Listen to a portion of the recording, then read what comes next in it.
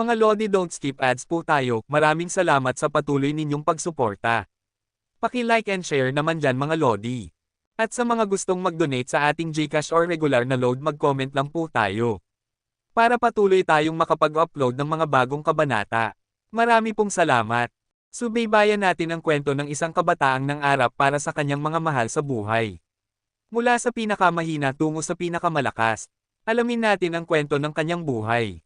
Kabanata 2641 hanggang Kabanata 2650. Kabanata 2641. Alam ni Yehan na kung hindi niya pinaiwan si banal na Haring Qinggai sa Tianlong City upang protektahan ang kanyang pamilya, marahil ay hindi sana siya namatay sa labanan.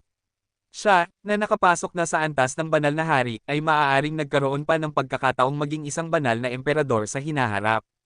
Gayunman, lahat ng iyon ay tila nagwakas ngayon. Sa mga sandaling iyon, may mga figurang lumilipad sa himpapawid. Kabilang dito ang mga mongheng nakatakas mula sa Tianlong City, at sina Qin Wu Dao at iba pa na lumabas mula sa sinaunang mga guho. Pagkaalis ng lahing halimaw, umalis sila sa sinaunang lugar at sa kanilang paglalakbay, narinig nila ang tinig ng kabataang puno ng dalamhati at galit na umaalingaw-ngaw sa kalangitan. Si Ye Chanzen iyon, bumalik siya kasama ang Tianlong. Ang mga mata ng mga mongheng naliligaw ay tila muling nagkaroon ng pag-asa, unti-unting bumalik ang liwanag sa kanilang mga paningin. Sa masaker na naganap, puro katapusan at kawalan ng pag-asa ang kanilang nakita. At ang binatang ito, na minsang umalis sa Yao Guangyok, ay tila anak ng lugar na iyon. Maaari siyang kumatawan sa buong Yao Guang domain, at ngayon, siya ang nag-iisang sandigan ng lahat. Siya nga, tinitigan ni na Zhou Yuner at ng iba pa ang figurang nakaluhod sa lupa, sa harap ng bangkay ni banal na Haring Qinggai, puno ng labis na kalungkutan. Nahawa rin sila sa dalamhati ng mundong iyon, lalo na sa tanawing puno ng mga bangkay sa paligid, isang tanawing di kayang tanggapin ng kanilang isipan. Ang ganitong kalupitan, ang nakasusulasok na amoy ng dugo, ano nga ba ang pinagdaanan ng lalaking iyon habang wala sila? Ang labanan sa pagitan ng lahing tao at lahing halimaw ay lihim na itinago ni na Qin Wu Dao at iba pa, kaya hindi alam ni na Zhou Yuner at ng iba pa ang nangyayari hanggang ngayon.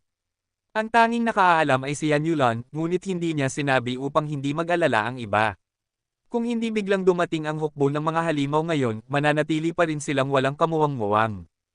Liu Qinggai, bakit mo pa kinailangang gawin ito, matandang kaibigan? Namumula ang mga mata ni na Qin Wu Dao at Go Crazy. Bilang mga matagal ng magkaibigan, ito ang huling wakas na hindi nila kailanman ginasto. Sa alabok ka nagmula, sa alabok ka rin babalik. Balang araw, muli nating makikita siya. Sabi ng matandang baliw na umigib ng alak, pilit na pinipigil ang pagpatak ng luha sa kanyang mga mata. Ang kalupitan ng mundong ito, at ang batas ng kaligtasan, ay higit pa sa ating inaakala, na pabuntong hininga sina Jian Huang, ang matandang palaboy, at iba pa.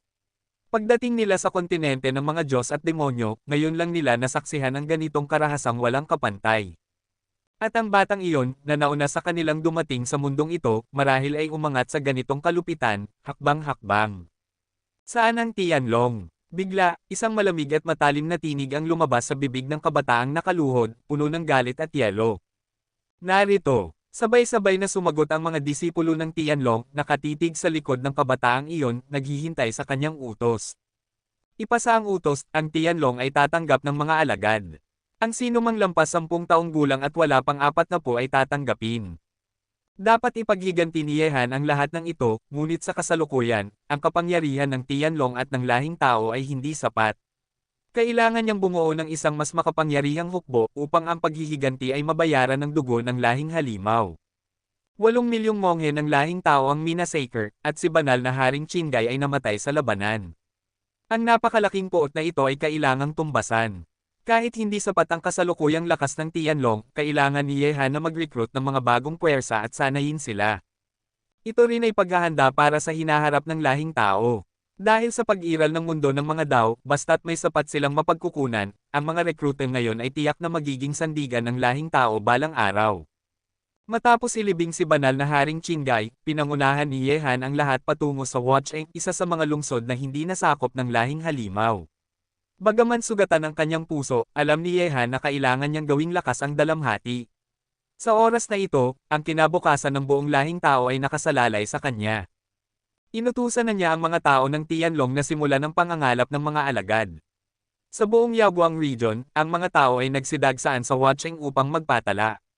Ang sino mang may edad na 10 pataas hanggang 40 ay maaaring subukan, at marami ang umaasang maging disipulo ng Tianlong.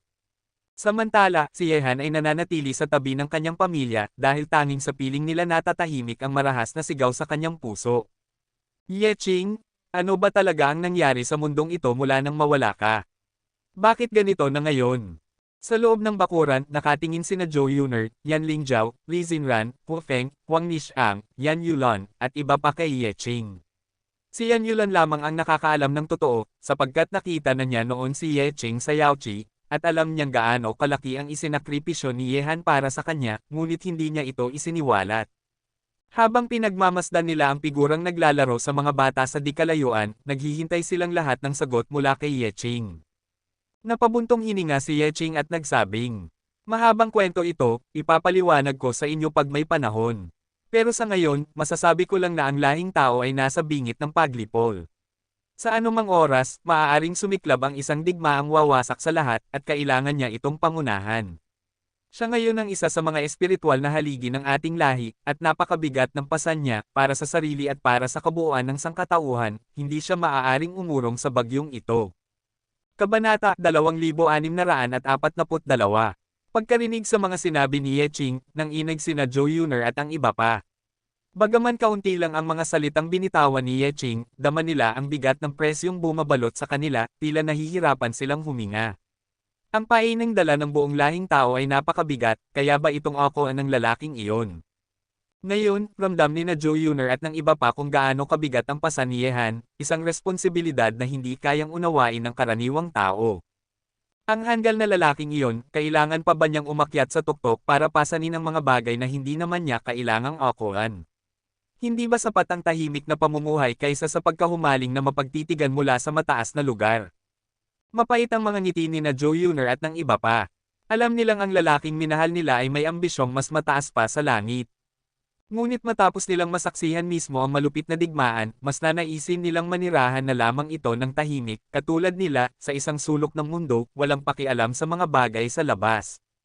Subalit, si Yehan ay tuluyan ng nasangkot sa ipu-ipo ng kapalaran. Maliban na lamang kung pamumunuan niya ang lahat pabalik sa Huaxia at hindi na muling babalik sa kontinente ng mga Diyos at demonyo, wala nang daan pabalik. Anak, naramdaman kong napakahalaga sa'yo ng taong iyon ngayon.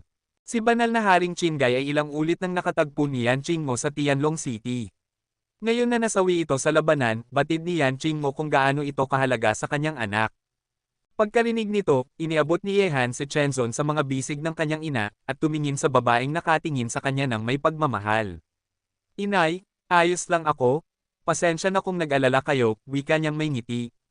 Maamo ang tinig ni Yan Qingmo, "Anak, ano man ang gawin mo sa labas, susuportahan ka ni inay. Basta't sa huli, makabalik ka lang sa harapan ko, sapat na iyon." Namigat ang dibdib ni Yehan, ngunit sa sandaling iyon, lumapit na sina Qin Wudao, Gu Jianxi, at Wan Qiroxe sa kanya. Niyakap ni Yan Qingmo si Chenzon at hinayla si Chen Qiu palayo. Alam niyang ang kanyang anak ay itinadhana para sa malalaking bagay. Bagaman mahal niya ang pamilya at lahat ng nasa paligid niya, hindi ito ang lugar ng kanyang pag-urong. "Guro, ano na po ang kalagayan sa Chanchuan Domain?" tanong ni Yehan. "Medyo hamupa na ang digmaan," sagot ni Qin Wudao na may kunot noong mukha. "Ngunit marami ring nawala ng lakas sa Chanchuan Realm. Nalaman naming ang pinuno ng lahing halimaw na umatake sa Yaoguang Realm ay si Prinsipe Xuani." Xuani, malamig ang tinig ni Yehan, at sumiklab ang matinding puot sa kanyang mga mata. "Guro, hindi ako maaaring manatili sa Yaoguang Domain. Kailangan kong bumalik sa Chanchuan Domain agad. Ang biglaang paglitaw ng mga halimaw sa Yaoguang ay dapat siyasatin, kung hindi, pagkatapos nilang lipulin ang Yaoguang, susunod ang Kaiyang at Yuheng Domains. Kailangan nating malaman ang buong katotohanan. Ano ang gusto mong ipagawa sa amin?" tanong ni na Qin Wudao at Gu Jianxi, alam na nila na may balak si Yehan. Sagot ni Yehan, "Guro, mag-iiwan ako ng mga tao sa Yaoguang Domain upang mag-recruit ng mga disipulo. Kailangan ko po kayong tumulong upang pangasiwaan ang krisis dito. Ang kasalukuyang lakas ng lahing tao ay hindi sapat, kailangan nating palaguin ang mga bagong mandirigma, mas marami pang dragon, sa ilalim ng Tianlong." Nagkatinginan sina Qin Wudao at Gu Jianxi. Bagaman maaari ang ideyang iyan, kakayanin ba ng mga mapagkukunan ng Tianlong? Guro, huwag kayong mag-alala. Ipagkakatiwala ko na sa akin ang ibang bagay. Ang dugong ibinuhos ng lahing halimaw ay babayaran ko rin ng dugo. Malamig na tugon ni Yehan.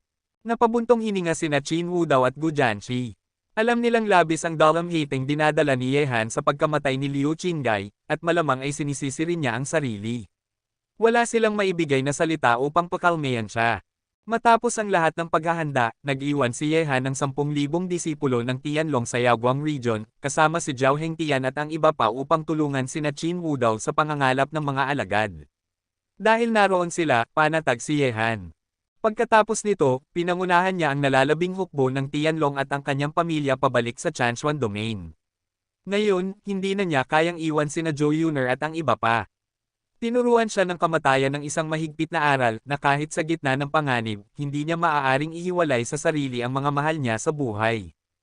Ngayon, ang buong Chanchuan Domain ay nababalot ng matinding puot. 8 milyong monghe ng lahing tao ang minasacre, kumalat na ang balitang ito sa buong mundo at sa iba't ibang panig ng kontinente ng mga Diyos at demonyo.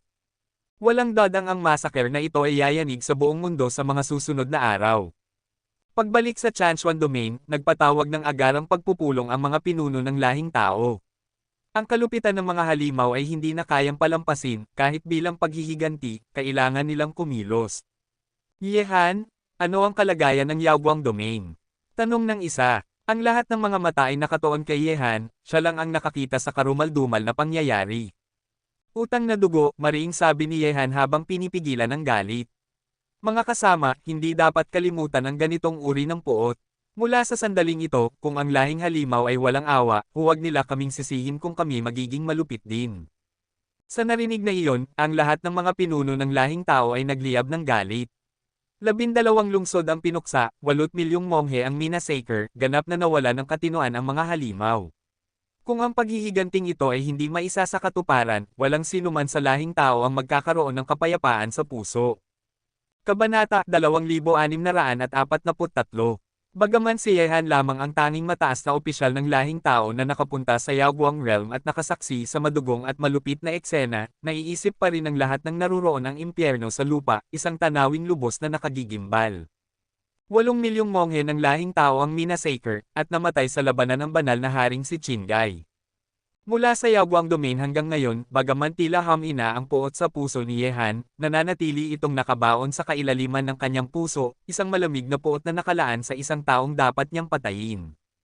Gayunman, kahit kailangan pang pagbayaran ng dugo ang kasalanan ng mga Yaozo, kailangang malinawan muna ang mga paghahanda at plano ng mga ito.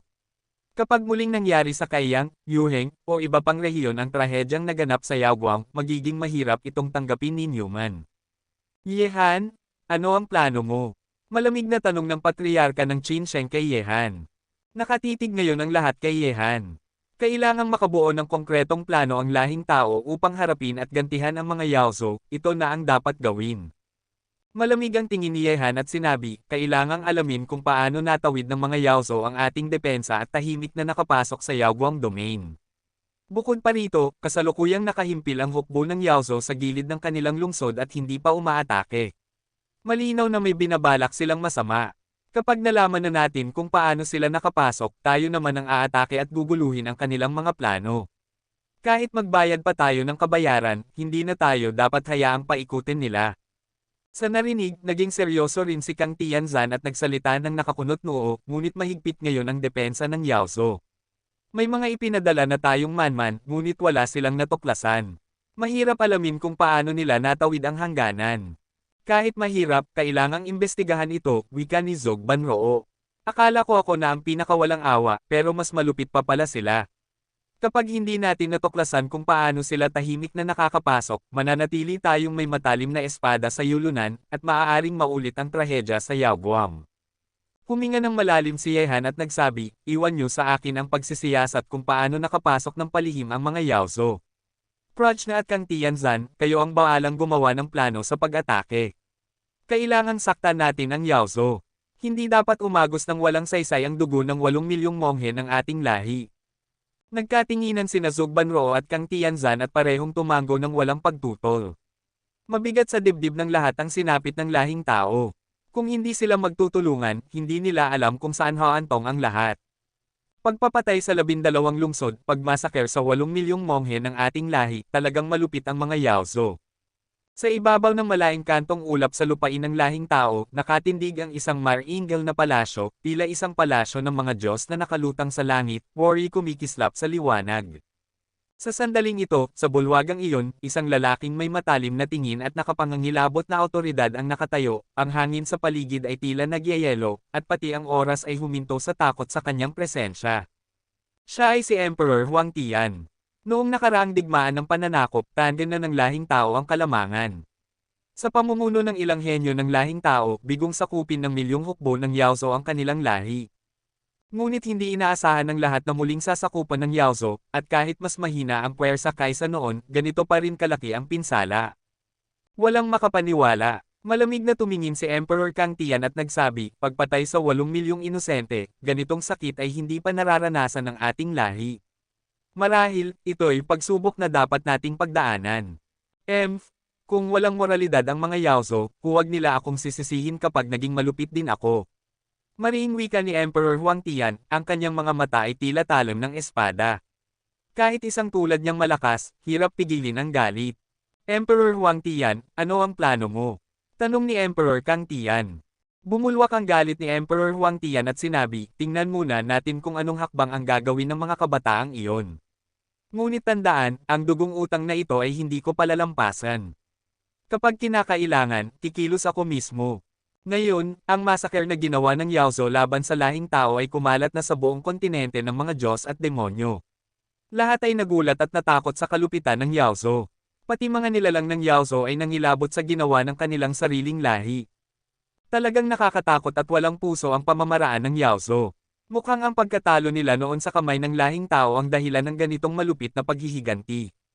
12 lungsod ang winasak, 8 milyong tao ang pinaslang. Mukhang mali nga ang pagtansya sa dalawang prinsipe, sina Xuanyi at Yazi. Sa loob ng seminaryo, ang matikas na katawan ng unang emperador ay naglalabas ng mahiwagang kapangyarihan, habang may misteryosong ngiti sa labi. Tinitigan ng unang emperador ang mga henyo ng seminaryo at sinabi, Yin Chanji, patuloy mong bantayan ang lahing tao. Matapos ang ganitong matinding kasawian, tiyak na gagalaw sila. Lalong nagiging kapanapanabak ang digmaan na ito. Gusto kong makita kung anong paraan ng paghihiganti ang gagawin ng mga pinuno ng lahing tao. At isa pa, ipatawag mo si Li Kunlun. Magkapareho kaming nagmula sa isang paaralan. Ngayon na pareho na kaming lumabas, gusto kong subukan kung hanggang saan na ang narating ng batang yon. Isang baliw sa pagsasanay. Sa narinig nilang mga salita ng unang emperador, bahagyang nanikip ang mga mata ni Yin Chanji at ng iba pa. Alam nilang ang baliw na iyon ay walang ginawa kundi mag-ensayo, hindi pa nila ito nakitang tumigil kailanman. Kabanata 2644. Ang gitnang teritoryo ng Diyos ngayon ay nababalot ng pagkabigla at matinding pag-aalala. 8 milyong monghe ng lahing tao ang minasacre, at lahat ng nilalang sa buong kontinente ng mga Diyos at demonyo ay labis na nagulat. Sa isang palasyong ganap na nababalutan ng enerhiya ng demonyo sa kanlurang lupain ng mga demonyo, isang matangkad na binatang nakaitim na balabal na may mapusok na mga mata ang nakikinig sa ulat ng kanyang mga tauhan. Juzi, lubos nang nagkakagulo ang lahing tao ngayon. Ang ginawang pag-atake ng mga Yaozo sa pagkakataong ito ay tuluyang nagdulot ng matinding takot sa kanila. Ang ganitong kaguluhan ay isang magandang pagkakataon para sa ating lahi ng mga demonyo. Tama, magandang pagkakataon ito. Noong nakaraang beses ay hindi ko nakatagpo ang mga henyo ng lahing tao at ng lahing halimaw, kaya hindi ko dapat palampasin ngayon. Gayunman, matapos ang massacre sa 8 milyong monghe, tiyak na maraming mata ang nakamasid sa lahing tao. Bukod pa roon, kahit kilala bilang malupit ang pinuno ng hukbo ng Yaozo ngayon, hindi pa lumilitaw ang tunay na kalaban na dapat asahan mula sa kanilang panig. Mapusok ang mga mata ng binatang nakaitim, siya ay si Wang Chui, isang higanti ng lahing demonyo, isang nakatatakot na nilalang na kinatatakutan ng lahat ng lahi. Maging ang unang emperador ay hindi basta-bastang mangangahas na maliitin siya. Kaya, Juzi, ano ang gagawin natin ngayon? Napakagandang pagkakataon nito para sa atin. Ngumisi ng palihim si Wang Chui at nagsabi, may kasabihan, kapag ang dalawang tigre ay naglaban, parehong masasaktan. Ngunit sa pagkakataong ito, parehong maaaring malugmok ang tigre ng lahing tao at tigre ng lahing halimaw. Kapag nangyari iyon, iyon ang pinakamainam na panahon para kumilos tayo. Pero tandaan, hindi lang tayo ang nag-aabang ng pagkakataon, nakatingin din ang mga Protoss. Ang mga nilalang na ito na tinatawag ang kanilang sarili na mga banal ay tiyak na may parehong balak gaya natin. Sa oras na iyon, sila ang magiging pinakamalalakas nating kalaban. Nauunawaan ko, Juicy. Narinig ko na ang unang emperador ng lahi ng Diyos ay umabot na sa antas ng hari ng Diyos, at may posibilidad na maging pinakamalakas na kabataang mandirigma sa buong mundo. Isa rin siyang matinding kalaban ng ating lahi ng demonyo. Ang antas ng hari ng Diyos, ngumisi si Wang Chuyi habang nanlilisik ang mga mata. Parami ng parami ang mga kawili-wiling kalaban sa panahong ito. Yehan ng lahing tao, Kang Tianzhou, at ang napakatalinong Zhou Banroo, gayon din ang unang emperador ng lahi ng Diyos. At mula naman sa lahi ng mga halimaw, tiyak na lilito na rin ang taong pinakaaabangan. Sabihin mo kay Chu Jio, ang entablado ngayon ay magiging napaka-interesan. Kung nais ng lahi ng demonyo na mamuno sa mundo, kailangan natin ang tulong mula sa ikasyam na araw. Si Chu Jio ang dahilan kung bakit tinawag ang higanti ng lahing demonyo bilang Wang Chuyi, mula sa pangalang iyon nagmula ang kanyang bagong katauhan. Ang buong kontinente ng mga Diyos at demonyo ay yumanig sa balitang ito. Ngayon, lahat ng nilalang sa malawak na lupaing iyon ay pinag-uusapan ang massacre na ginawa ng lahi ng halimaw sa lahi ng tao. Ang damdaming iyon ng galit at pagkabigla ay tila nagpasiklab ng apoy sa puso ng lahat. Ang massacre sa 8 milyong monghe ay isang bagay na hindi pa nagaganap sa alinmang panahon. At dahil dito, ang dalawang prinsipe ng lahi ng halimaw, Xuanyi at Yazi, ay sumikat at nakilala sa buong mundo, bagaman sa isang malupit na paraan. Ngunit ang hindi alam ng lahat, bagaman sina Xuanyi at Yazi ang nagplano ng massacre, hindi sila ganoon kalakas ang loob para isagawa ito. Ang tunay na utak sa likod ng lahat ay ang ikasampung prinsipe, si Habo, isang tuso at mapanlinlang na nilalang na nagtatago sa dilim, at ang layunin ay ang maghayganti kina Yehan at sa iba pa. Lamabis na talaga ang mga Yaozo sa pagkakataong ito. Sa Sword City ng gitnang kaharian ng Diyos, parehong bumubuga ng nakagigimbal na enerhiya ang Unbeaten Swordmaster at Wuswang Swordmaster. Matapos nilang malaman ang sinapit ng lahing tao, hindi nila mapigilan ang galit sa kanilang mga puso. Gao Bubay, mukhang hindi na ako mananatili rito. Malamig na wika ni Wuswang Jansen, habang kumikislap ang nakakasilaw na liwanag ng espada sa kanyang mga mata. Kung ganun, umalis na tayo, pumunta tayo sa lahing tao. Doon tayo nararapat. Ipaparating ko ito kay Brother Invincible. Dahil hindi basta makakilos ang pinakamataas dahil sa mga batas, tayong tatlo na lang ang kikilos. At sa unang hakbang, bibisita tayo sa mga Yaozo, ipapaalala natin sa kanila na hindi nila dapat kalimutan ang ating pangalan. Matindi ang tingin ng Unbeaten Swordmaster. Bilang tatlong pinakamatitinding espada ng lahing tao, hindi sila maaaring manatiling tahimik matapos ang massacre. Kailangang managot ang dapat managot. Kapag sabay-sabay na kumilos ang tatlong dakilang Swordmaster, magiging isang nakatatakot na puwersa ito para sa lahi ng tao, at magdudulot ng matinding pangamba sa lahi ng halimaw. Sa puntong ito, lahat ng mandirigma ng lahi ng tao ay nag-aalab sa pagnanais na gumanti sa mga Yaozo. Ang galit ay umaalingasaw sa buong dakilang lungsod ng disyerto, Great Wilderness City, at walang makapagpatahimik dito. Sa sandaling iyon, matapos magayos ng ilang bagay, muling bumalik si Yehan sa Dao World. Maliban sa mga miyembro ng pamilyang hari ng Peacock, naroon na rin ang kanyang pamilya. Sa isang tahimik na looban, isang lalaking nakasuot ng puting kasuotan ang marahang pinupunasan ng espada sa kanyang kamay, tila hinahaplos niya ang isang minamahal. Pagdating ni Yehan, may dala siyang 2 pitsyel ng alak. Umupo siya sa harap ng lalaking nakaputi at mahinahong nagsabi, "Nasasanay ka na ba rito?" Ang mabagsik na tigre ay sanay tumakbo sa kagubatan, ngunit nang ikulong sa hola, sa tingin mo ba'y masasanay siya? Malamig na sagot ni Owatch ang habang patuloy na pinupunasan ang espada. Paano kung palayain ko ang tigre? Bahagyang natigilan si Owatch ang ngunit na nahimik, hinihintay ang susunod na salita ni Yehan. Nakilala ko na si Chen Liu, wika ni Yehan. At alam ko ring gusto kanya. Dahil sa iyo, handa pa siyang kalabanan ako. Sa narinig, puminto si Owatch ang sa ginagawa at malamig na nagsabi. Kung kilala kita, alam kong hindi mo siya sasaktan. Kaya, nasaan na siya ngayon? Kabanata 2645. Naturalmente, nasa lugar siya kung saan siya dapat naroroon, sabi ni Yehan. Narito ako ngayon para sabihin sa iyo na malapit na kitang palayain mula sa kulungang ito. Ano ang ginawa mo sa kanya? Unti-unting lumamig ang mga mata ni Owatch ang. Alam niya na kahit palayain siya ni Yehan, tiyak na hindi iyon walang kapalit. Sobra kang nag-iisip, sabi ni Yehan. Pinatay ng lahi ng mga Yao ang 8 milyong mongheng tao, at ngayon ang buong lahi ng tao ay nag-aalab ng paghihiganti laban sa kanila. Sa pagkakataong ito, kailangan ko siyang tumulong sa akin, at iyon din ang kondisyon para sa pagpapalaya mo, iyon lang. Pagkarinig nito, nabigla si Awatchang. Pumatay sila ng 800 monghe. Ganon kabagsik ang pamamaraan ng Yaozo. Anong kailangan mo sa kanya? Mahinahong tanong ni Awatchang. Wala kang kinalaman doon, sagot ni Yehan habang itinaas ang pitsyal ng alak sa kamay. Pagkatapos mong inumin ito, umaasa akong hindi na tayo muling magtatapat ng espada. Pagkasabi nito, ininom ni Yehan ang alak sa pitsyel, sa katahimik na lumakad palayo sa bakuran. Kung magkakaroon ka ng pagkakataon, puntahan mo ang ama ko.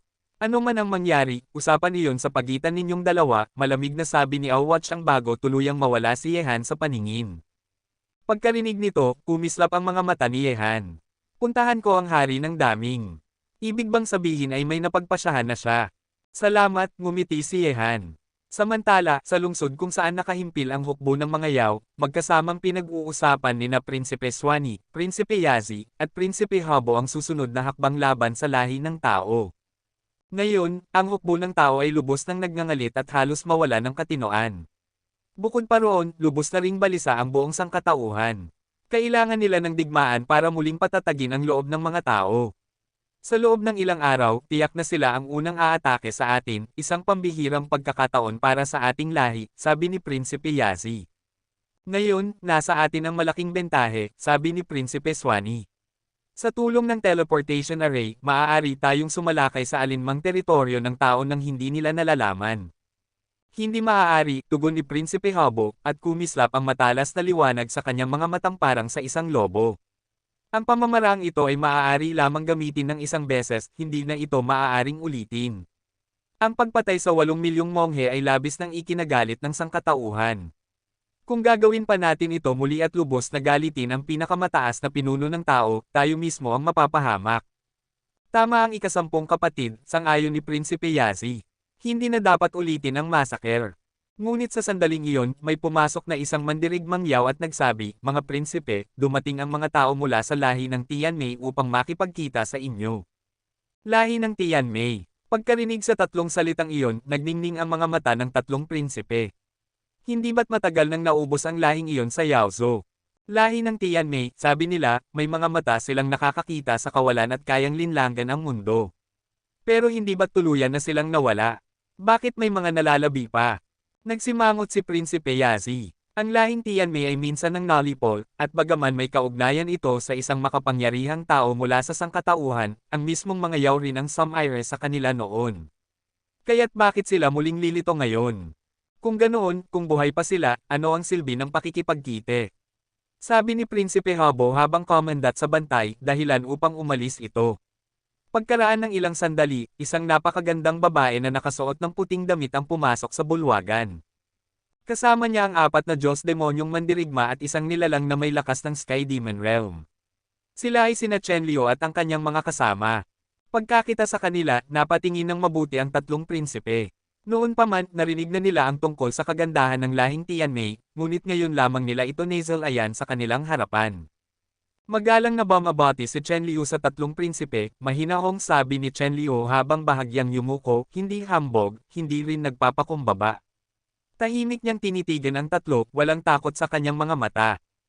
Ikaw ba ay mula sa lahi ng Tianmei? Tanong ni Prinsipe Yazi na pinipisil ang kanyang mga mata. Sagot ni Chen Liu, hindi mo kailangang magduda, ika-6 na prinsipe. Bagamat matagal nang naglaho ang aming lahi sa Yaozo, may ilan pa ring nalabi sa mundong ito. Kung gayon, bakit ka narito ngayon? Malamig na tanong ni Prinsipe Habo, at ang kanyang mga matang parang sa lobo ay tila sinusuri ang kaluluwa ni Chen Liu. Hindi kami dapat magpakampante. Marami na ang nagtaksil sa aming lahi noon. Sa totoo lang, sagot ni Chen Liu, narito ako hindi upang lumaban sa mga tao. Mahina na ang aming lahi at hindi namin kayang tiisin ang pagdurusa ng digmaan. Isang labanan lamang, at tuluyan ng maglalaho ang aming lahi sa mundong ito. Kung hindi ka narito para lumaban sa lahi ng tao, nandito ka ba para manood ng palabas?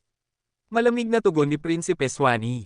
Sa sandaling iyon, sumabog mula sa kanya ang nakagigimbal na enerhiya ng dugo, ang pumatay ng 8 milyong tao ay nagdulot ng halimaw na kalupitan sa kanyang puso. Kabanata 2646. Huwag kang maglakas loob, mahinahong sabi ni Chen Liu, ang ikalimang prinsipe ay kilala na ngayon sa buong mundo. Paano magkakaroon ng ganoong ideya si Chen Liu? Pero kahit hindi ako pumunta rito para makipagdigma sa lahi ng tao, narito ako para sa isang tao, at ang taong ito ay karaniwang kaaway natin. Sino? Tanong ni Prinsipe Yazi. Isa sa 3 dakilang maestro ng espada ng lahi ng tao, si Yang Wudi. Pagkarinig sa sinabi ni Chen Liu, tumitig sina Prinsipe Yazi at ang 3 pa. Paano ba naman nila hindi maririnig ang mga pangalan ng 3 dakilang maestro ng espada ng lahi ng tao? Bukod pa rito, maituturing silang mga haligi ng lahi, ngunit sa 2 digmaang pananakop laban sa lahi ng tao, wala pa ni isa sa 3 maestro ng espada ang lumitaw. Ibig mong sabihin, lumitaw na sa lupain ng lahi ng tao ang hindi matatalong maestro ng espada na si Yang Wudi. Ang mga mata ni Prinsipe Habo ay kumikislap na parang kidlat. Hindi sila maaaring magpakampante sa harap ng 3 maestro ng espada ng tao. Kailangan nilang maghanda ng makapangyarihang mandirigma na makapipigil sa kanila. Kapag sila ay nagulat ng kalaban, malaki ang magiging pinsala ng lahi ng mga Yaozo. Kumikinang ng nakakatakot na lamig ang mga mata ni Chen Liu habang tumango at nagsabing. Ang 3 maestro ng espada ng lahi ng tao, ang hindi matatalong maestro ng espada, ang maestro ng espadang walang katumbas, at ang maestro ng espadang wushuang, ay pawang mga nakakatakot na makapangyarihang nilalang, at ang kanilang reputasyon ay yumanig sa buong mundo. Tanging ang 3 banal ng lahi ng Yaozo lamang ang maaaring pumihil sa kanila. Ang layunin ko ngayong pagkakataon ay si Yang Wudi, ang hindi matatalong maestro ng espada, ngunit sa lakas ng aking lahi na Tianmei, imposibleng patayin ang ganoong uri ng halimaw. Kaya ako narito ngayon. Pagkarinig sa mga salita ni Chen Liu, nagtinginan sina Prinsipe Yazi at ang 2 pa. Ang 3 maestro ng espada ng lahi ng tao, mag-isa man o magkakasama, ay isang nakakatakot na puwersa. Dahil lumitaw ang ganoong makapangyarihang nilalang, dapat gumawa ng paraan ang lahi ng mga demonyo. Sa sandaling iyon, tumingin si Prinsipe Habo kay Chen Liu at nagtanong, kung gayon, ano ang iyong mungkahi para harapin si Yang Wudi, ang hindi matatalong maestro ng espada? Hindi pa man nakapagsalita si Chen Liu, biglang may pumasok na ilang makapangyarihang mandirigma ng lahi ng mga halimaw mula sa labas ng bulwagan, at ang kanilang mga mukha ay puno ng pagkabigla. Ano ang nangyari? Tanong ni Prinsipe Yazi habang tumayo ng may madilim na ekspresyon. Pang-anim na prinsipe. Ang 3 dakilang maestro ng espada ng lahi ng tao ay nagsanib puwersa at pumasok sa Fierce Demon City. Lahat ng nagbabantay sa labas ng lungsod ay napatay na. Ang Fierce Demon City ay ang lugar kung saan kasalukuyang nakapwesto ang lahi ng mga demonyo. Ang hindi matatalong maestro ng espada, ang maestro ng espadang walang katumbas, at ang maestro ng espadang wushuang, ang 3 superpower na yumanig sa mundo, ay nagsanib upang pumasok dito. Pagkarinig nito, nagulat sina Prinsipe Yazi at ang iba pa.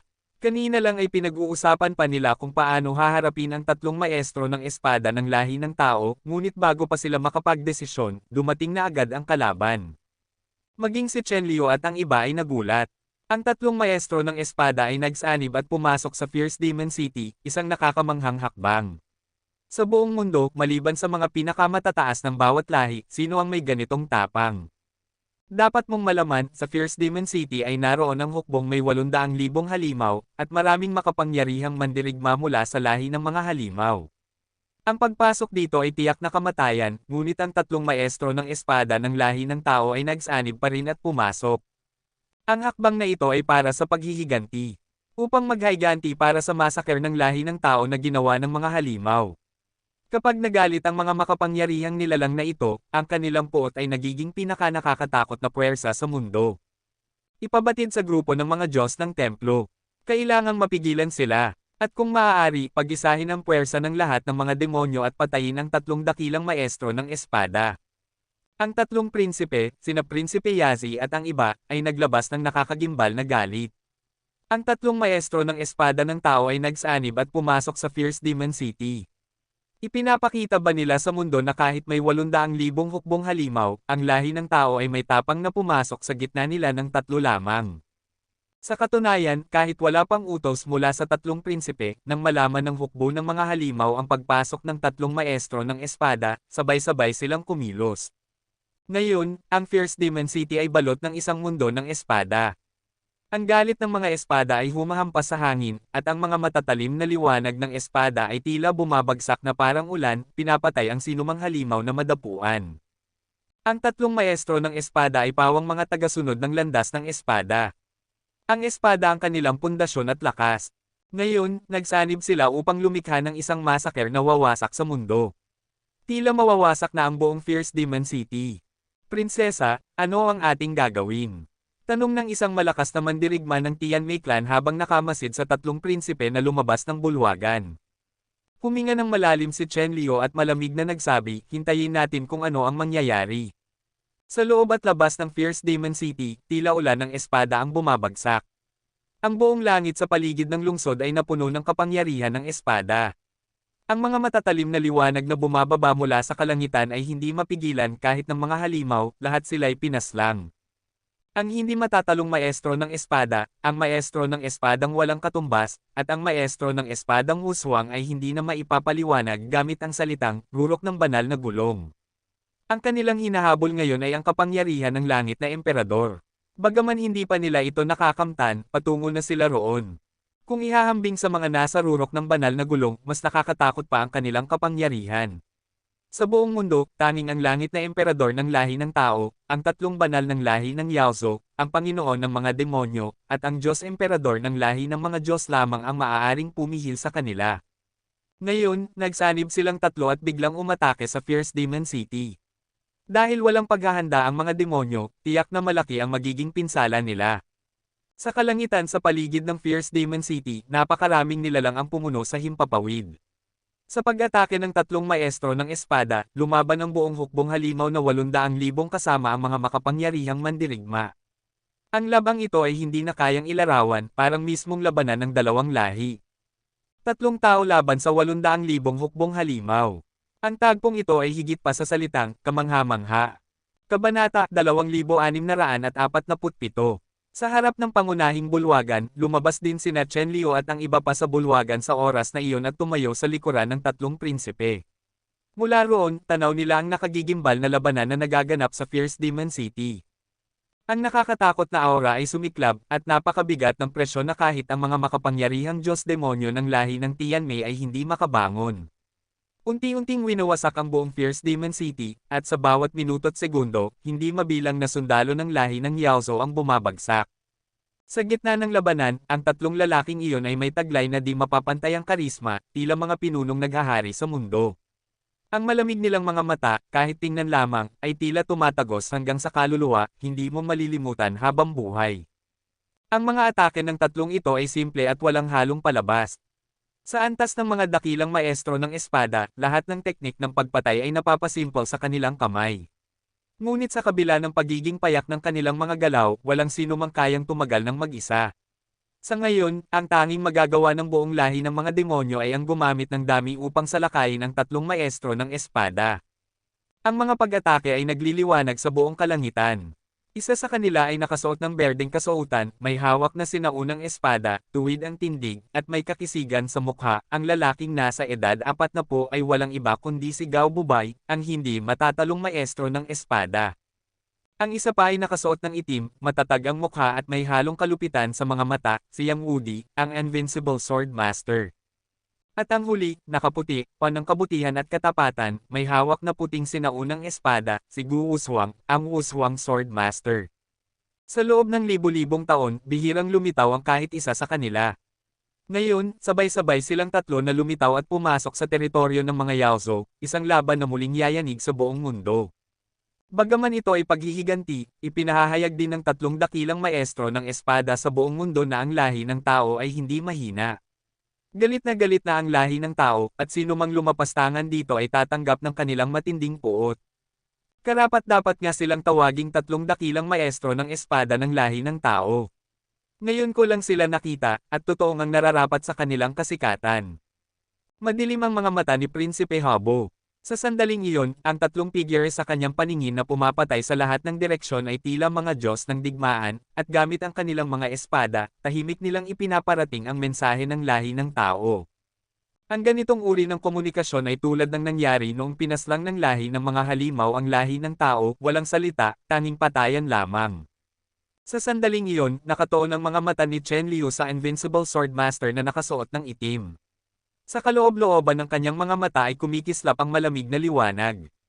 Ang dahilan ng kanyang pagpunta rito kasama ng Tian Mei clan ay talagang ang para kay Yang Wudi, at hindi niya nilinlang ang tatlong prinsipe tungkol dito. Pinaslang ng mga halimaw ang 8 milyong katao sa aming lahi. Akala nyo ba walang makakatayo mula sa lahi ng tao? Ngayon, kaming tatlo ay dumating bilang ganting salubong mula sa lahi ng tao. Ang dangal ng aming lahi ay hindi maaaring Year-Okon.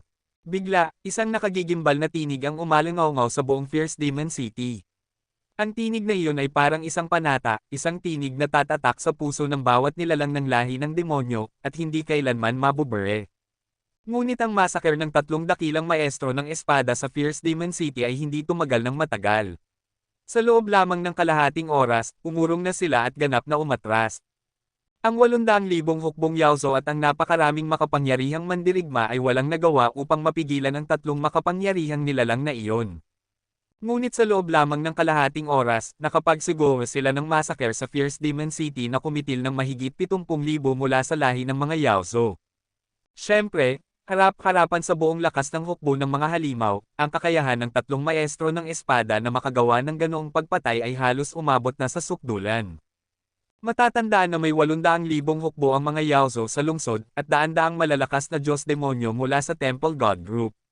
Sa kabila ng ganoong kalakas na puwersa, nagawa pa ring makalabas ng buhay at patayin ang 70,000 kaaway, isang tala na dapat igalang ng buong mundo. Ang hakbang na ito ay magpapaikot ng buong kontinente ng mga Diyos at demonyo. Ang mga pinakamakapangyarihang nilalang ay tiyak na magugulat dito. Nagsanim puwersa ang tatlong dakilang maestro ng espada upang patayin ang mga halimaw. Sa Great Wilderness City, sa dakilang bulwagan ng talakayan, lahat ng matataas na pinuno ng lahi ng tao ay labis na nagulat sa balita. Hindi nila inakalang magagawa ng tatlong maestro ng espada ng tao ang ganoong kahindik-hindik na hakbang, tatlong tao lamang laban sa buong kampo ng mga halimaw. Kumusta na ang sitwasyon ngayon? Tanong ni Yehan habang nakakunot ang noo. Ang tatlong maestro ng espada ay haligi ng lahi ng tao. Bagaman kahanga-hanga ang ginawa nilang pag-atake, kung mapahamak sila, magiging napakalaking kawalan ito sa buong lahi ng tao. Hindi pa malinaw, hindi pa tapos ang labanan sa Fierce Demon City. Sagot ng isa sa mga pinuno ng lahi ng tao habang umiling. Kakakuha lang nila ng balita, at hindi pa nila alam ang kasalukuyang lagay ng mga halimaw. Pagkarinig nito, mabigat na sabi ni Yehan, mga ginoo, ang tatlong dakilang maestro ng espada ang mga haligi ng ating lahi. Sa harap ng mga superpower ng lahi ng mga halimaw, sila ang tagapagtanggol natin. Ipagdasal natin na ligtas silang makabalik. Maghintay muna tayo, sabi ni Wumang. Mga kasama, bagaman tila padalos-dalos ang naging hakbang ng mga ginoo at nadala sila ng galit, imposibleng hindi nila alam ang panganib na kanilang haharapin. Alam nila ang kahalagahan ng kanilang buhay para sa lahi. Dahil pinili nilang lumitaw sa ganitong paraan, sigurado akong makakaalis sila ng ligtas.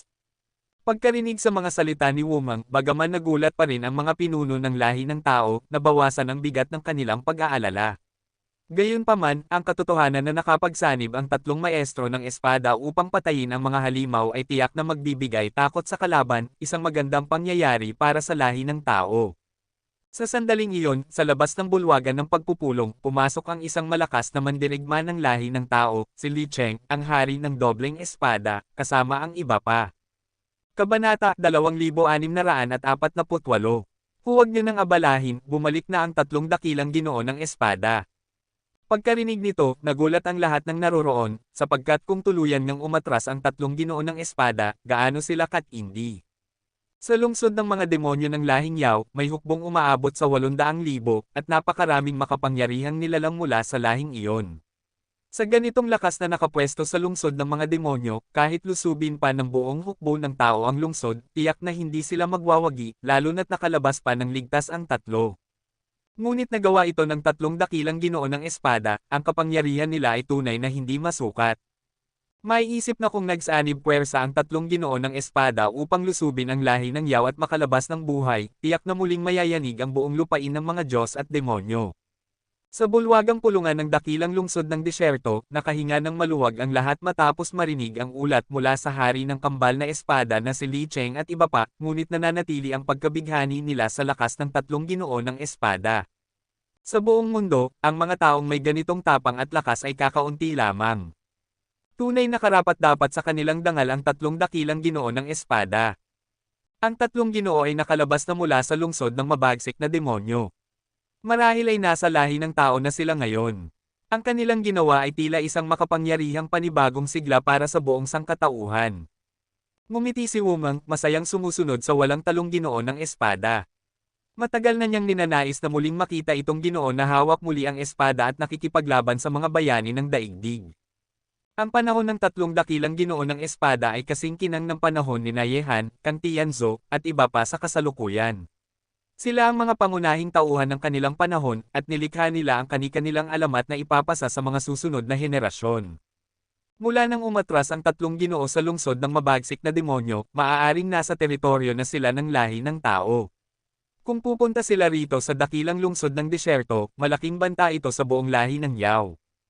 Kumikinang ang mga mata ng mga pinuno ng lahi ng tao. Ang pagkilos ng tatlong ginoo ay nagbigay ng pag-asa, ang kanilang paglabas ay parang liwanag na sumilay sa buong lupain ng tao. Pagkarinig nito, napaisip si Zugprajna at nagsabi, ang tatlong dakilang ginoo ay sabay na umatake sa lahi ng Yao at ligtas na nakalabas. Tiyak na magdudulot ito ng kaguluhan sa panig ng Yao. Mga ginoo, habang mainit pa ang bakal, dapat nating samantalahin ito. Sa palagay ko, kung aatake tayo ngayon, maaari tayong magtagumpay ng hindi inaasahan. Nagliwanag ang mga mata ng mga pinunong naruroon. May punto si Zugprajna. Sang-ayon ako. Tiningnan ni Kang Tianzhou si Zugbanroo at bahagyang tumango. Naniniwala rin siya na ito ang pinakamainam na oras upang umatake. Ang lungsod ng mabagsik na demonyo ay kasalukuyang wasak at magulo, ito ang pinakamahinang sandali ng lahi ng Yao. Ye Han, ano ang palagay mo? Sa sandaling iyon, nakatingin ang lahat kay Ye Han. Sa labanang ito, sina Ye Han, Kang Tianzhang, at Zugbanroo ang mga pinuno. Ngayon na ang dalawa ay sumang-ayon na, ang opinyon ni Ye Han na lamang ang mahalaga. Huminga ng malalim si Ye Han at nagsabi, totoo, ang pagsalakay ng tatlong ginoo sa lungsod ng mabagsik na demonyo ay nagdulot ng kaguluhan sa Yao. Mahina ngayon ang kanilang depensa. Ngunit kung tayo ay biglang susugod, tiyak na magwawala sila. Bagamat sila ay sugatan, ito rin ang panahon na sila ay pinakagalit.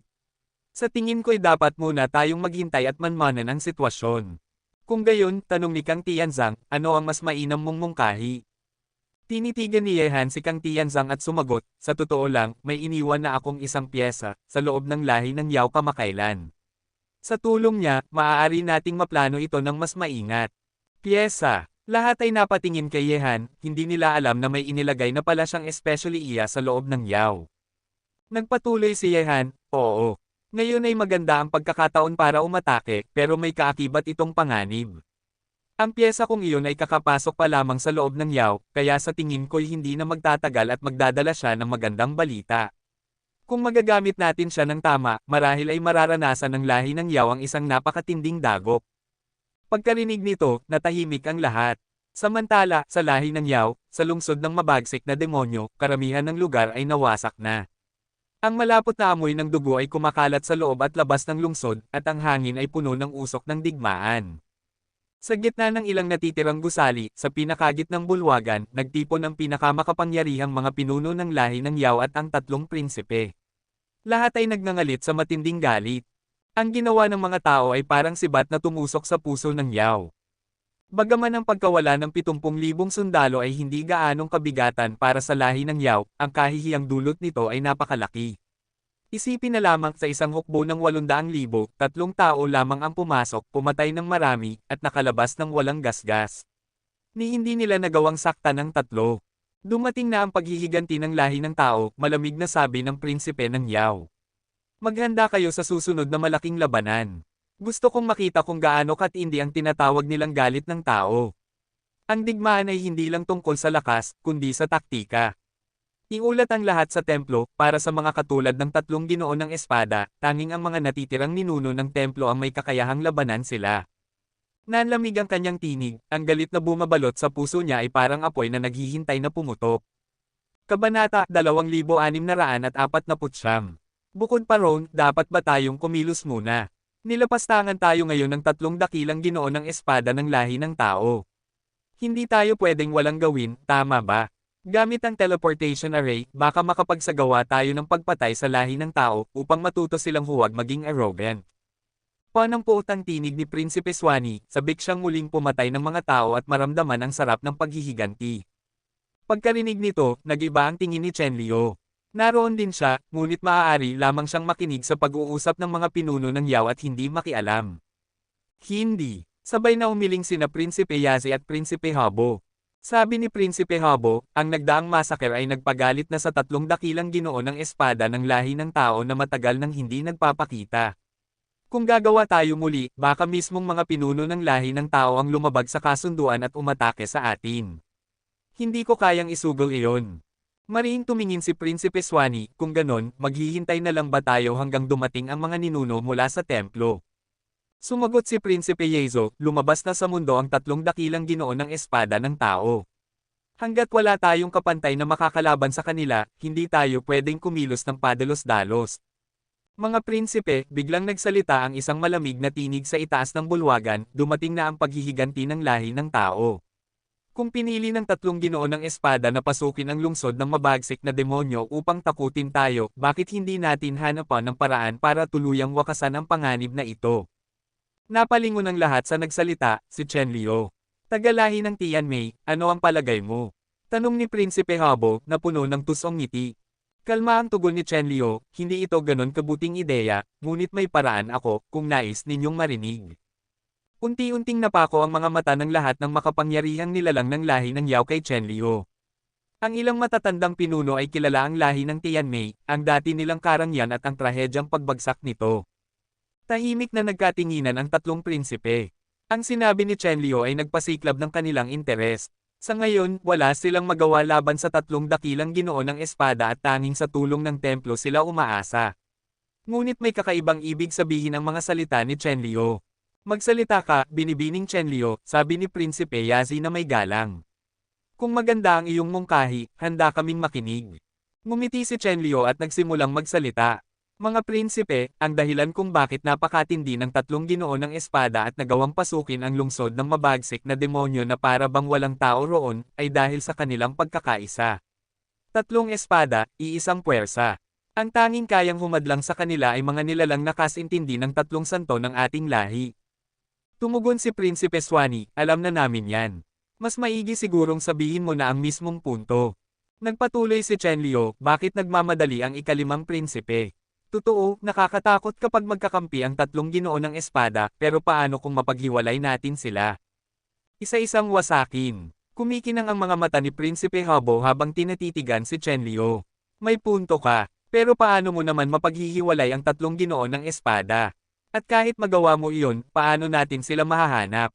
Ni ang mga tao ay hindi alam kung nasaan sila ngayon. Ngumiti si Chen Liu. Pangsampung prinsipe, kung wala akong paraan, hindi ako mangangahas magsalita. Totoo, walang nakakaalam kung nasaan sila ngayon, pero may paraan akong mapilitang magpakita ang isa sa kanila, at siya mismo ang lalapit sa akin. Yang Wudi. Kumikinang ang mga mata ng ilang matatandang pinuno ng Yao. Alam ng mga veterano ang nakaraan, ang paglipol sa lahi ng Tianmei ay dahil sa walang talong ginoo ng espada na si Yang Wudi. Noon, masyado silang naging malapit sa kanya, at napagbintangang nagtaksil sa lahi ng Yao. Dahil doon, tuluyang nawasak ang Tianmaizo. Dalagang taga Tianmei, sabi ng isang matandang halimaw, kung hindi ako nagkakamali, ikaw ang tanging tagapagmana ng tunay na dugo ng lahi ng Tianmei, tama ba? Hindi sumagot si Chen Liu, ngunit ang kanyang katahimikan ay sapat na bilang kumpirmasyon. Kung ganun, patuloy ng halimaw, ang walang talong ginoo ng espada ng tao ay may malaking ugnayan sa iyo, hindi ba? Bahagyang ngumiti si Chen Liu. Kung alam na ninyo ang dahilan kung bakit ko siya gustong harapin, bakit pa kailangang itanong? Nagulat ang tatlong prinsipe sa narinig. Ang babaeng ito ng lahi ng Tianmei, may kaugnayan sa walang talong ginoo ng espada ng tao. Ngunit may nagtanong na malamig, at paano mo gustong paniwalaan namin na kayang patayin ng isang anak ang sariling ama? May dugong tao ka rin sa iyong katawan, baka sa katunayan ay kakampi ka pa ng mga tao. Biglang bumigat ang hangin sa loob ng bulwagan. Ang malamig na tingin ng mga halimaw ay tila sibat na nakatutok kay Chenlio. Ang mga salitang iyon ay parang batong inihulog sa tahimik na lawa, nagdulot ng matinding pagkagulat sa lahat. Maliban sa iilang matatanda, walang nakaalam na ang dalagang ito ng Tianmei ay may dugong tao pala, at higit sa lahat, na siya ay anak mismo ng walang talong ginoo ng espada ng lahi ng tao. Kung naroon si Yehan sa sandaling iyon, tiyak na mabibigla rin siya. Noon pa man ay pinaghihinalaan niyang ang dugong tao sa katawan ni Chenlio ay mula sa isang makapangyarihang tagasunod ng espada, ngunit hindi niya kailanman inakalang ito ay mula mismo kay Yang Wudi, ang walang talong ginoo ng espada. Isa siyang inapo ni Yang Wudi. Kabanata 2650. Matalas na parang mga kutsilyo ang tingin ng tatlong prinsipe. Ang pagkakakilanlang ito ay isang malaking banta sa lahi ng halimaw. Kung ang kalaban ay sinadyang ipadala ng lahi ng tao, kung gayon, malalaman ng mga tao ang lahat ng estratehiya ng mga halimaw. Ramdam ng mga mandirigma ng lahi ng Tianmei ang nakakatakot na presensya sa itaas ng bulwagan. Kung aatake ang lahi ng halimaw sa kanila, siguradong kamatayan lamang ang naghihintay sa kanila rito. Prinsesa, mariing hawak ni Jiunyang ang kanyang mga kamay, at ang tingin niya ay puno ng kaba at tensyon. Ayos lang. Malalim na hinga ni Chenlio, at sa kabila ng mga matatalim na matang nakatuon sa kanya, nagpatuloy siya ng kalmado. Totoo, kalahating dugo ng lahi ng tao ang dumadaloy sa aking katawan, pero wala akong kinalaman sa Invincible Sword Master. Bukod pa rito, pinatay ng kanyang espada ang pinuno ng aming lahi. Paano ko hindi ipaghihiganti ang ganoong kalupitan? Paano ko patatawarin ang isang walang puso at walang utang na loob na tao? Dapat siyang mamatay. Binibining Chenlio, wala kang pruweba sa sinasabi mo. Paano kami maniniwala sa iyo? Yuzisa ni Prinsipe Habo habang nakatitig ng masama. Hindi ko kailangang paniwalaan ninyo ako, sagot ni Chenlio. Ngayon, iisa ang ating kalaban. Gusto ninyong patayin ang Invincible Sword Master, ganun din ako. Hanggat may lalayo ko siya ng mag-isa, sapat na iyon para atakihin ninyo siya. Bakit ninyo kailangang alalahanin pa ang iba? Sa narinig, napapikit ng bahagya ang tatlong prinsipe, at ang kanilang mga mata ay kumikislap sa kakaibang liwanag. Hehe, tama si binibining Chenlio, wika ni Prinsipe Habo na may ngiti sa labi. Ngunit gusto kong malaman, paano mo siya mahihikayat na mag-isa? Hindi na kailangang alalahanin iyon ng ikasampung prinsipe, sagot ni Chenlio. May paraan ako. Kapag oras na, ako mismo ang makikipag-ugnayan sa inyo. Pero bago iyon, dapat ay handa na kayo. Kahit mag-isa lang siya, mahirap siyang kalabanan. Column. Matapos sabihin iyon, tumayo si Chenlio at umalis ng walang takot. Hindi siya nabahala na baka atakihin sila ng mga halimaw sa sandaling iyon. Sumunod sa kanya ang mga mandirigmang Tianmei, habang pinagmamasdan lamang sila ng mga halimaw hanggang sa mawala sila sa paningin. Prinsesa, napakalaking panganib ng ginawa mo. Kung umatake sila kanina, siguradong wala ni isa sa atin ang makakaligtas. Sabi ni Jiunyang na nanginginig pa.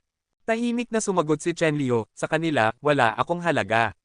May iisang layunin lang kami, at habang magkatugma ang interes namin, hindi nila ako gagalawin. Prinsesa, ano na ang susunod nating gagawin? Tanong ng isa sa mga mandirigmang Tianmei. Sagot ni Chenlio, pupunta ako sa lahi ng tao para makipag-ugnayan kay Yehan. Jiunyang, ikaw ang baalang magpakalat ng balita tungkol sa pag-iral ng lahi ng Tianmei. Sakay abangan ni Yang Wudi, siguradong magpapakita siya. Mga nakatatanda, kayo naman ang maghanap ng lokasyon ng teleportation array. Kahit tinulungan ko siya, kailangan kong gawin ang sarili kong hakbang. Bago pa nito, palihim nang nakipag-ugnayan si Yehan kay Chenlio upang alamin kung paano nakakapasok ang lahi ng halimaw sa mundo ng mga tao nang walang nakakapansin. Dahil dito, nagtungo si Chenlio sa Fierce Demon City upang makipagkita sa tatlong prinsipe. Gayunman, binago niya ang orihinal na plano. Tutulungan niya si Yehan, ngunit gagamitin din niya ang pagkakataong ito upang mapatay ang Invincible Sword Master. Para kay Chenlio, ito ay isang pagkakataong hindi niya pwedeng palampasin. Kung muling magtatago ang Invincible Sword Master, hindi niya ito kailanman mahahanap, at sa lakas lamang nila, hindi nila siya kayang talunin. Ngayon, sa pagsalakay ng mga halimaw sa lahi ng tao, dumating na ang kanyang sandali. Hindi alam ni Yehan ang mga plano ni Chenlio. Habang tinutulungan siya nito, lihim din niyang pinaplano ang sarili niyang paghihiganti sa Invincible Sword Master, isang ugnayang puno ng pag-ibig at puot. Gaano ka naniniwala sa sinabi ng babae mula sa Maizo? Tanong ni Prinsipe Yazi sa loob ng bulwagan. Ngumiti si Prinsipe Habo ng may kasamaan. Hindi mahalaga kung totoo o hindi. Wala silang banta sa atin. Iilan na lang silang natira sa Tian Mei clan at takot silang magkamali. Basta't mailalabas niya ang Invincible Swordmaster, sapat na iyon. Siya lang ang tunay na panganib. Tama ang ika-10 prinsipe, sagot ni Yazi. Pero kung totoo ang sinabi ng babae at kaya niyang patayin ang sarili niyang ama, magiging mapanganib siya. Kapag nailabas niya ang Invincible Swordmaster, kailangan nating baguhin ang ating plano. Kaya nga, kakaiba ang babaeng iyon, at napakadelikado rin, ani Prinsipe Habo habang nakatitig sa labas. Sa kanyang masasamang mata, may ningning ng paghanga at babala. Ramdam niya ang apoy ng paghihiganti sa katawan ni Chen Liu, apoy na kayang gawing halimaw kahit sino. Lupain ang lahi ng tao, Chanshuan Domain, Wild City. Sa oras na iyon, natanggap na ni Yehan ang mensahe ni Chen Liu. Bagaman paanyaya lamang iyon sa isang pagkikita, alam niyang hindi ito walang dahilan. Ano ang iniisip mo? Tanong ni Ye Qing habang nilalapitan siya at minamasahe ang kanyang balikat. Ngumiti si Yehan. Wala, may makikita lang ako bukas ng gabi. Sana hindi niya ako biguan. Babae ba siya? Tanong ni Ye Qing habang napapangiwi, at bahagyang pinadiin ang kanyang kamay sa balikat ni Yehan.